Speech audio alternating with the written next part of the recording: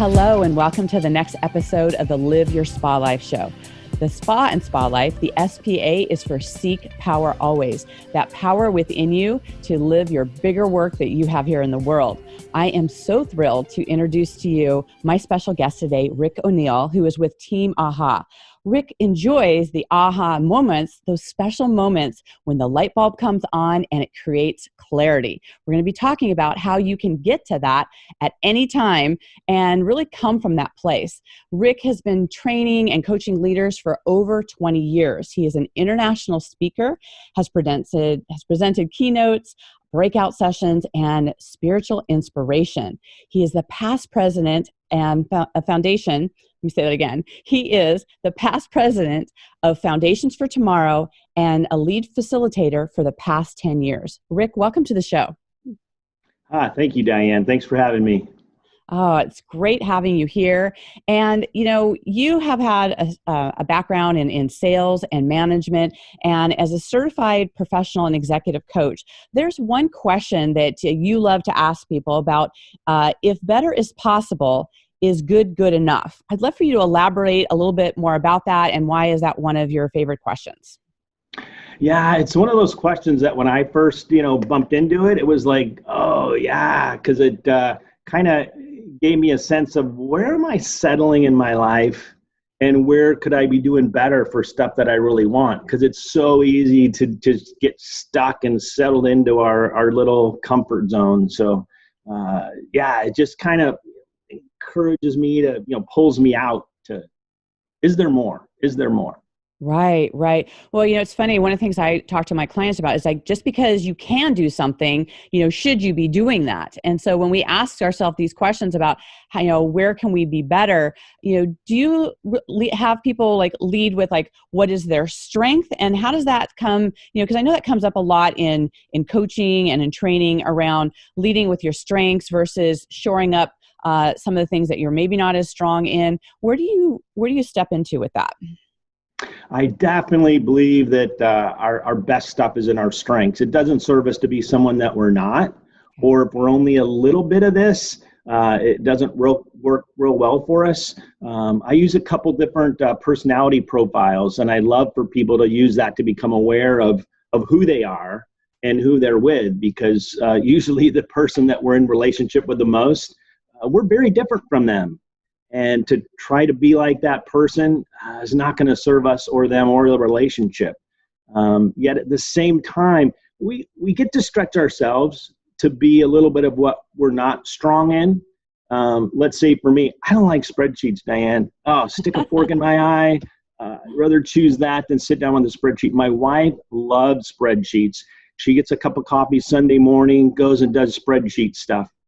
Right. I don't get it. But I can do a little bit of spreadsheet in order to serve me and my business and my clients. So, right. Oh, I wholeheartedly agree with that. I mean, that's why we have Kerry come on in the beginning. He's the tech master and really helps, get things shored up for the show, because I am not tech savvy. That's not my strength. And so I think it is important to lead with that. And I think it's helpful for people that's what makes us unique, and to come from that place.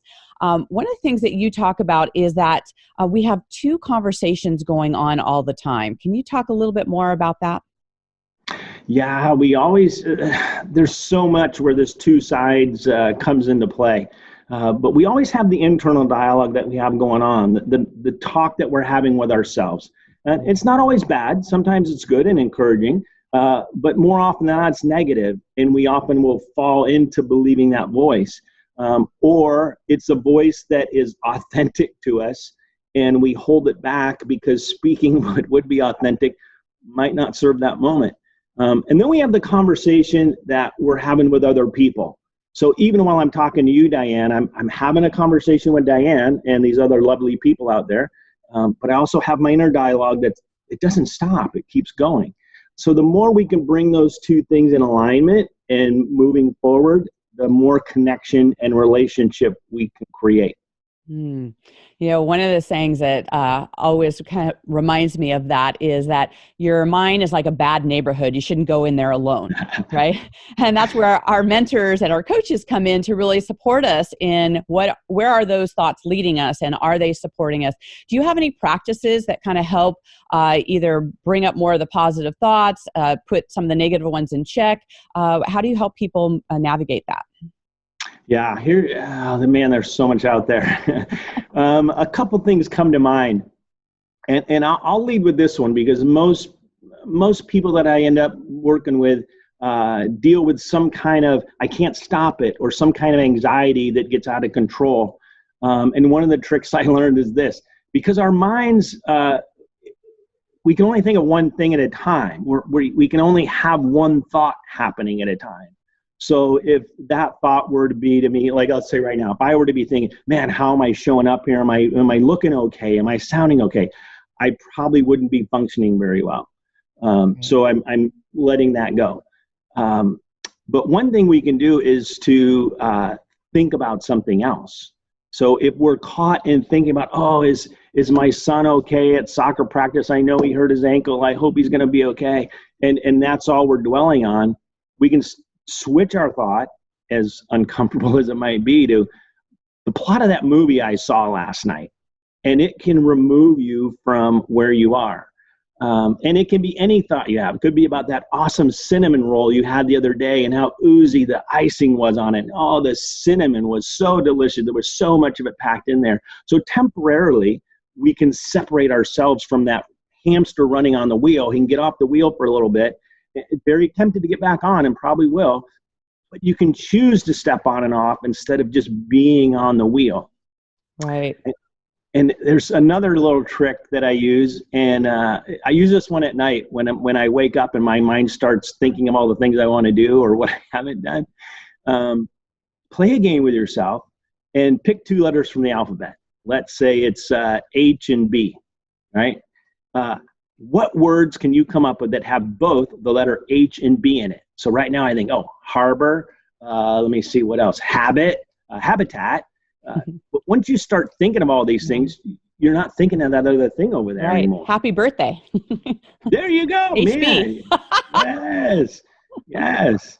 Yeah, so that's games you can play with yourself to just temporarily take yourself out of the moment. Right. And here's another thing about awareness, because awareness is key to most of the stuff that we do. If we can create awareness for ourselves, that's half the battle. And one of the things I've learned we have the thoughts. Let's say I have this thought like, I'm stupid. That was so dumb of me to do. Yeah, okay, that doesn't serve me so well. Because we can have the conversation, well, I'm not stupid, right? What would serve us more and can separate ourselves from it is if you can train yourself to say, I had a thought that I was stupid. So therefore, you're not labeling yourself or judging the moment. You're looking at the thought that you had. And then one more step from that is, I noticed that I had a thought that I was stupid. Right. Why would I go there? Yeah. Where should I go next? What would serve me more? Right. Yeah. Right. Well, what I love about this conversation is that, we're designing our life, right, versus living by default. And so we're being really conscious about the things that we're choosing. So many times we think of the things that come in our head as identifying it with ourself versus, you being more of the observer, where you can actually be looking at your mind and going, oh, isn't that interesting? What's passing through? And just having a different relationship with the things that are coming up, because when we don't identify so closely with them, then we can separate those negativities. So I love these tools. I love the alphabet one. That's really awesome. You've got a lot of little tricks of the trade, if you will, that really help people stay focused on those things. And, you talk too about having a vision you want. And I love your analogy about, you don't have to play your life like pin the tail on the donkey. I'd love for you to explain a little bit about that analogy and how you utilize it in people having a vision. Yeah, let's go over pin the tail on the donkey. I mean, games are always fun. One of my core values is fun. So yeah. But pin the tail on the donkey was when my daughter had her birthdays when she was younger. we always played pin the tail on the donkey at the party. And pin the tail on donkey, you put this picture of a donkey on the wall, and it doesn't have a tail, and every participant gets a tail, and you blindfold them, and it has a piece of tape on the tail, and you spin them around 3 or 4 times, and then you face them back at the donkey, but you've been spun around 3 or 4 times, and then you kind of wander around and put the tail over where you think the donkey's tail should go, and you find out, no, it's on the nose, or it's in the corner of the room, not even close to the donkey, which is, of course, part of the game. It's hilarious. It's great fun. So part of that game is, at least we know there's a donkey, and we have the tail, and we're supposed to do that, but we're kind of blind and disoriented as to how. And sometimes we feel that way as a business owner, as an individual. And I know my clients feel that way too. But we don't have to be blindfolded. We can get support. We can see. We don't have to do it in a spun around state. We can get clarity and get grounded before we go to pin the tail on the donkey. So there's different things we can do to do that. So the other part of that is that vision, and that's the being clear on the donkey. That our vision is to get that tail on the donkey. So when we know exactly what we're up to, it's much easier to hit the target. So how easy would pin the tail on the donkey be if we don't have a blindfold? We're not spun around. We just walk right up and stick it on there. Right. Unfortunately, in life, there's some things in the way, but that's the things we can work through to make our vision come true and make it happen. Right. Well, and once you have that bigger picture of what your, AKA donkey looks like, right? There might be some roadblocks or some things that get in the way, but when you know the direction you're going, then, that's a clearer vision and having a plan that leads you there. So I love that analogy of like, where are you walking blindly in the dark, or do you actually know the direction that you're going? And if you don't, what are some of the tools and things that you're going to do to help get yourself there? So I'd also like to talk about contracts. You talk about having contracts with yourself. What does that mean? What does that look like? So for me, we do some personal development workshops, and that's one of the process that we have during the workshop is having people create a contract for themselves. And that contract is something to help get you grounded again when you might be thrown off kilter or spun around playing pin the tail on a donkey. And the contract is a couple things. It's one, it's a reminder of who I am, right? So when I'm off track, no, this is who I am. My last one I had was I'm an open, confident, courageous man. I created that one because I wanted to be open and be more vulnerable and be more sharing with more people. Confident because I wanted to be confident about stepping to things I was stepping into, and courageous, being bold and choosing to go out there even though I was not feeling strong about it, being afraid about it. But these contracts are often a stretch, kind of like the next rung up on the ladder. That thing that if you can just grab onto that, I mean, just imagine if courage was just one grab away, how much that would serve you to get what you want. So that's the idea of creating those contracts. Yeah, I love that because, words are so powerful, and it's one of the reasons that I have in the title of the show about, seek power always, like that power within you. And some people have an adverse, reaction to the word power, because they've seen it, disused, right? In a way that's not serving. But when we put intention to things and we really, move in that direction, when I worked undercover with the police department and, courage was a word that I had. And it's one of the things I look at here in terms of people being positive disruptors, like in what way are they standing in courage? I wasn't born with the courage. I mean, yeah, maybe it's a part of my personality, but when you're confronted with things, you actually choose it, right? And so when you have these words in front of you, that's why I love this idea about having contracts with what words are you going to step into and actually, live into. And have you noticed that once you say certain words and you have it as part of your being, that you now have circumstances that show up that allow you to choose them? Yes, absolutely. And I got to pause here and say, great on you for doing the undercover work you did. I couldn't do it. I couldn't do it. But yeah, that would definitely take courage. And I'm sure the first time you stepped into it, it was like, Yeah. But I'm sure the more you did it, you gained the confidence and courage each time. But Right. yeah, so back to your question, about being, because we've all had times in our lives where we were courageous and created a great outcome, or we were vulnerable and created a great outcome. And if we can remember those times and how we felt, how we were being, we can easily tap back into it to serve us in this moment right now. So yeah, the words are powerful and those associations are powerful. So I encourage people all the time to, how are you being? How do you want to be before you step into it so that you can summon that up and be it before you move forward? Yeah. So, I was talking about, being a positive disruptor as far as like, how are you being positive in the world? How are you changing things? How are you choosing courage? And, we've been talking here a little bit about courage, and you're talking about when you choose courage that you can have more courageous outcomes. So can you talk a little bit more about that? Yeah. I was trying to think if I could tell you one of the latest stories that I would have. But the idea is this, and we'll see if a story comes to me. Courage and commitment go together. So oftentimes we find when we're faced with something that we would support us in doing, maybe it's that difficult conversation with my partner. Maybe it's choosing to shift my life and take on a different job because the one I have sucks and I've been doing it for 2 years and I'm ready to, but we're so afraid of doing something else, some shifting from where we are. So the idea behind that is being courageous enough to step into that moment. And it will also it usually does, a courageous outcome that you're stronger, you're more powerful, you're in a different element than you were before. And especially when I started this saying about maybe having a conversation with your partner. When we choose to have those courageous conversations or difficult conversations, usually the relationship is better. Right, right. And when what we're avoiding is we don't want to have it be worse, but it's getting worse all the time until we get courageous enough to say, hey, I need to talk to you.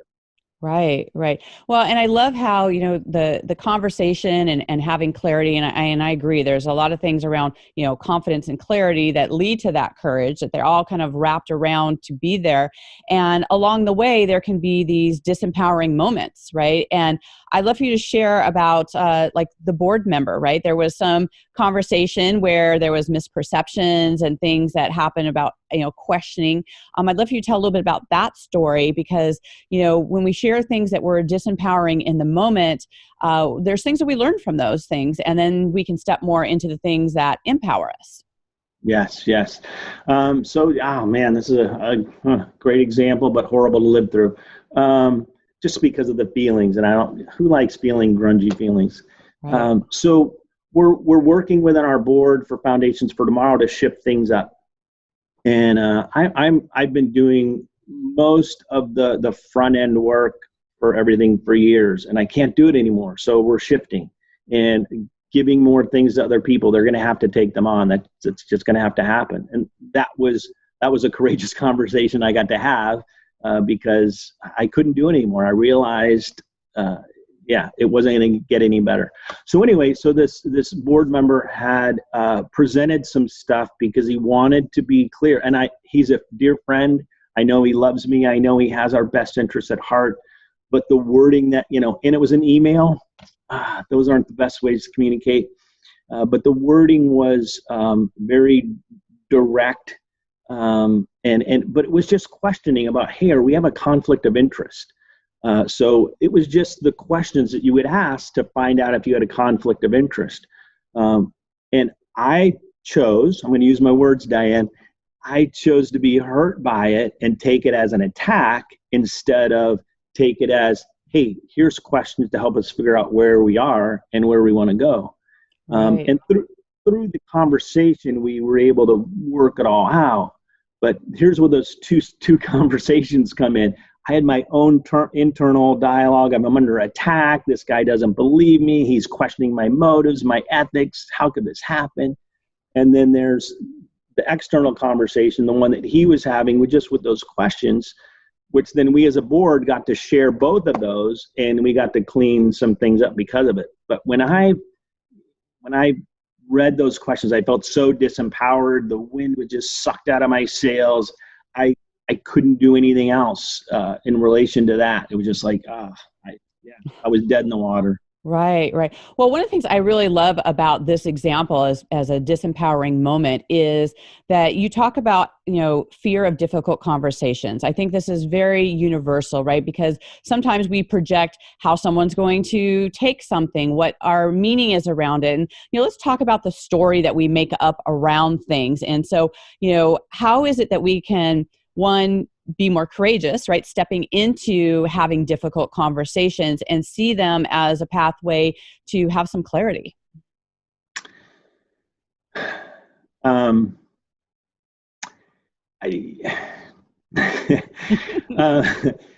as we have this difficult conversation. Yeah, no, I was going to go two different ways with it, and I got stuck in the middle. When we choose the difficult conversation, well, I shouldn't say when we choose it. When we realize that, oh man, we're having those negative thoughts, or we're making up the story about the conversation. Most of the time, I would say 99%, our story that we make up is negative. So if I were to be, thinking of my wife and like, man, I wonder why she had to go straighten out that thing I just fixed.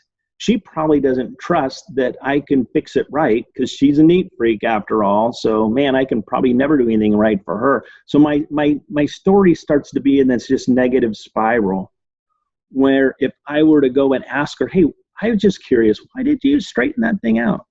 Oh, well, I saw that it was about to go off the edge right over here. So I just want to make sure that your item was safe. Okay, she was supporting me, helping me. Wasn't judging my activity that I did. So often, our brain has to make up a story. Our brain can't sit in ambiguity, not knowing. It's got to know. So it will make up a story, and it usually fits something from our past that we've experienced, because that's all our brain knows. Our brain doesn't know the future. It only knows the past. So it'll go back and pick and pull whatever to fill in that story, and then that becomes our story, which unfortunately becomes now our truth, and that's what we believe to be true, and we haven't even sought the clarity or had that conversation with the other person to check it, to reality check our assumption, our story that we made. Right, right. Well, and there goes back to, the monkey mind, right? The mind that has the thoughts that come in, and it can take us in directions that don't support us. Two words that come to mind that we use a lot in our training is the clarify and verify, right? And I can't tell you how many times in teams where people have this perception of how they think things are going on their teams, in their projects. It's like, oh yeah, this is how it is. But then when you actually tell someone, okay, can you clarify your thought process of, what's happening right now? And did you verify with your team member that they were on the same page as you, are we going towards the same donkey, right? Are these things happening, right? So in having these clarify and verifying conversations, it's just a couple more sentences that allow you to realize, okay, I maybe made that up, or that wasn't true, or I thought that what it is. It's not that anyone's being deceptive in it. It's just your brain is trying to make you right. We want to look good. We don't want to feel like we're an idiot. And, there's all these things that pop up in the head in these kind of conversations.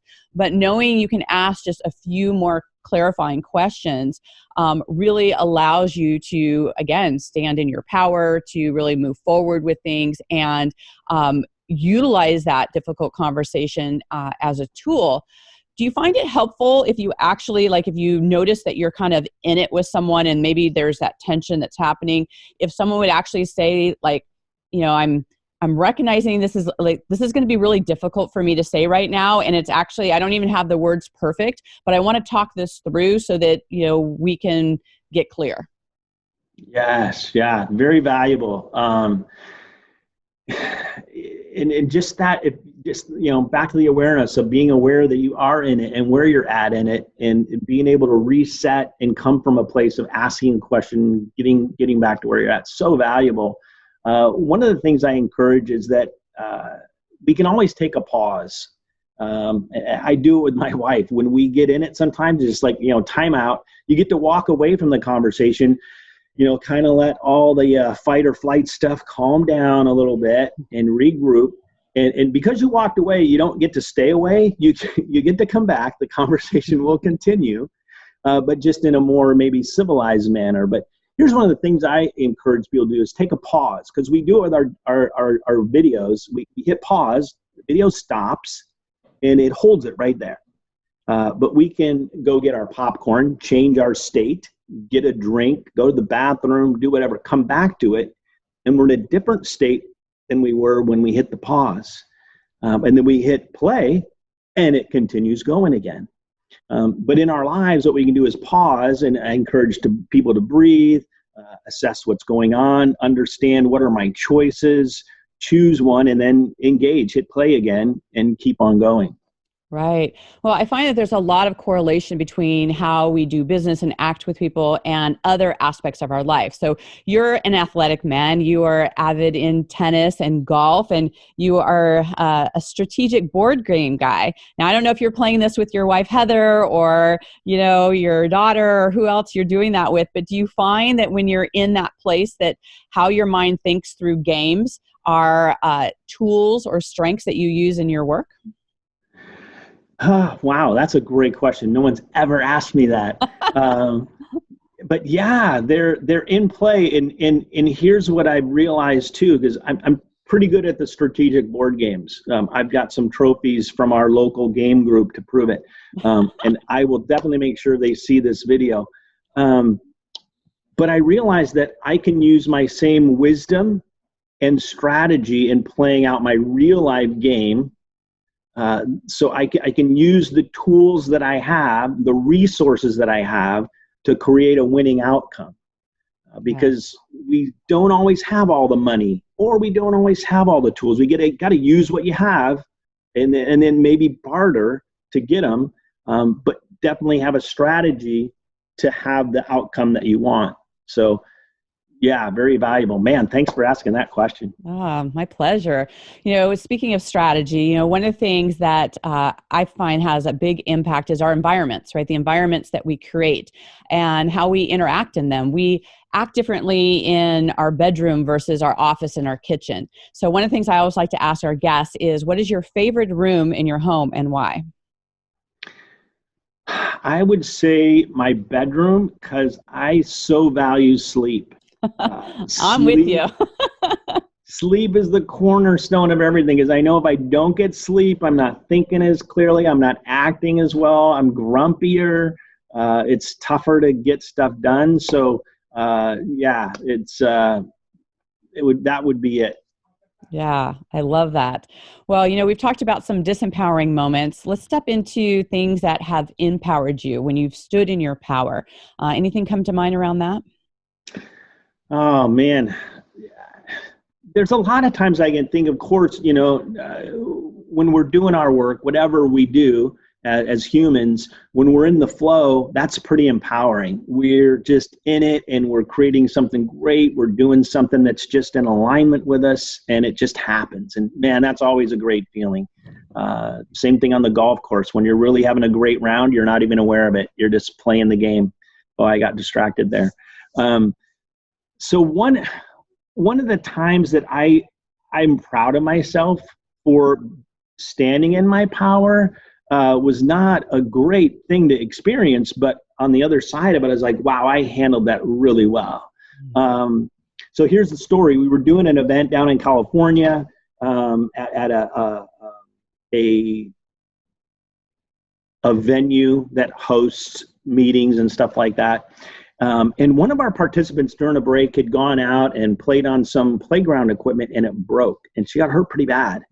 Well, in came the manager, slightly inebriated, beer in hand, and he was clearly angry. Of course, I had nothing to do with it except that person happened to be attending our thing. And so I thought, okay, I'm just going to have to listen to this guy vent. So instead of choosing to stand my ground and engage, I just stood back and listened and listened and listened, let my body language be relaxed, asked him, hey, anything else? I let him get it all out. So I was smart enough to do that instead of fight back. And then, he was telling me that, yeah, okay, you guys need to leave. We can't have you be here anymore. And I was thinking, no, we have a day and a half left. No, you can't just move. We have sound equipment and all kinds of stuff, right? So I just kept engaging with them and changing my posture, changing my being from, back to our other conversation about how was I being. I was choosing how I was being in each moment in this little dance with this guy, from being just resilient, letting it go by, to standing up and holding my ground, to being in partnership with him. How are we going to solve this? How do we move forward? To the point where at the end, shaking hands and, being in agreement that, this is all going to be good. But it took a lot of conscious energy for me to choose how I wanted to be in those moments to serve it. And when I was done, I was like, whew, man, it took a ton of energy, but it was like, what a great outcome. So I felt very empowered in that. I love that so much, because sometimes, getting to the place of empowerment may not feel so good in the beginning, right? And because you can have choices, right? We all have choices. And this is where that consciously choosing how you're going to live your life, how you're, what are your contracts with yourself? What are you going to stand into and step into to really make that difference? And when you do that, that also builds your confidence and allows you to really be more of who you're choosing to be. So I love that. And Rick, I so appreciate your wisdom and being here on the show. And I know that our listeners are going to want to stay in contact with you. How can they do that? They can call me. I'll give you my phone number, my email, rick@teamaha.org, rick@teamaha.org. Send me an email, call me, text me. You can go to my website, teamaha.org. You can check out foundationsone.com. That's the organization we do the personal development workshops through. Hit me up. Okay, perfect. And then in your social media, I know you have like a lot of events that you're having. So if someone connects with you in social media and puts in Spa Life, then you have discounts available to them for just listening to this show. Yes, Diane. I wanted to do something to honor your people, and I know we have a workshop coming up in Southern California in Redlands, and this is a personal development workshop that we have coming up. It's March 6th to 8th, I believe it is, and it's working on our personal stuff, kind of cleaning out our own personal backpack, so to speak, because we accumulate a lot of stuff, or people put stuff in there. So we kind of clean that out, and then put back in the stuff we want to keep that serves us. So that's kind of what the weekend is about. So I'm giving your people a $100 discount on that by putting Spa Life in their registration. And I can provide a link for that, or you can hit me up and I'll give it to you. But yeah, Spa Life is the key to get that discount. Okay, perfect. And for whatever reason, if you guys are listening to this and it's past that event, reach out to Rick and just let him know that you are a Spa Life fan. And I'm sure he'll have some other things coming up that you can connect with him with. So thank you for that. And Rick, any final thoughts before we close the show? I just really appreciate you inviting me to be with you, Diane. I appreciate your insight, your wisdom. Glad that you're seeking power always. I love that, and sharing that message with your people. It's powerful and it makes a difference. So thank you. Oh, thank you. And to our listeners, I want to thank you so much. The most valuable aspect we have is our time, and we so appreciate you taking some of your time to be here with us and be part of the conversation. And whatever platform that you are, listening or watching this on, please put in the comments, what is one thing that you took away? What is something that is valuable to you? And make sure that you subscribe and to really also rate and review, because this is what's so important. This is a collaborative process. This is how we get positive works in the world, is by, saying something. Even if you just put a few words in the comments, that 5-star rating is always appreciated. Sharing something with a friend who you believe needs to hear this message. Make sure you tag both Rick and I in the comments. If you have any questions of us, we're here to serve and support. Let's do this together. Let's get that word out. And until we connect again, live your spa life. Bye for now.